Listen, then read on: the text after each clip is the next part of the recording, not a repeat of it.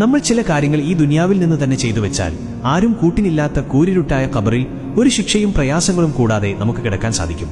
1. നിസ്കാരം അതിന്റെ ആദ്യ സമയത്ത് ബാങ്ക് കൊടുത്ത ഉടനെ നിസ്കരിക്കുന്നവർ. അവർ നിസ്കാരം പിന്നത്തേക്ക് നീക്കി ഖളാ ആക്കാറില്ല.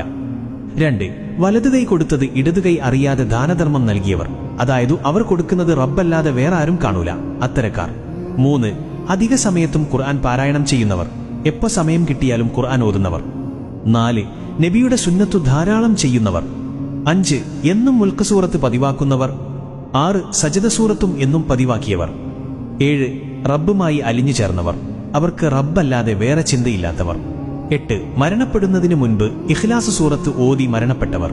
അപ്പോൾ ഓതാൻ കഴിയണമെങ്കിൽ ജീവിതത്തിൽ ഇത് ചൊല്ലൽ പതിവാക്കണം.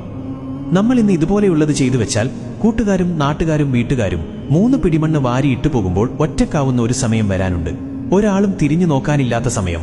ഇന്ന് ഇത് ചെയ്തു വെച്ചാൽ ഇൻഷാ അല്ലാഹ് അന്ന് നമുക്ക് സന്തോഷിക്കാം. പരമാവധി ഇതിൽ പറയുന്നതായ നിങ്ങൾക്ക് കഴിയുന്നതൊക്കെ ജീവിതത്തിൽ പകർത്താൻ ശ്രമിക്കുക. ഇതൊന്നും അറിയാത്ത പാവങ്ങളായ നിങ്ങളുടെ കൂട്ടുകാരിലേക്കും ഈ വീഡിയോ ഷെയർ ചെയ്യുക. അവർക്കും നാളെ ഖബറിൽ സന്തോഷത്തോടെ കിടക്കാൻ കഴിയട്ടെ. നമ്മളൊരു അറിവ് മറ്റൊരാൾക്ക് എത്തിച്ചാൽ അവർ ചെയ്യുന്നതിന്റെ പ്രതിഫലവും നമുക്ക് ലഭിക്കും. അതുകൊണ്ട് നിങ്ങളുടെ കൂട്ടുകാരിലേക്ക് എത്തിച്ചു കൊടുക്കാം. ഇൻഷാ അല്ലാഹ് അല്ലാഹു കബൂൽ ചെയ്യട്ടെ.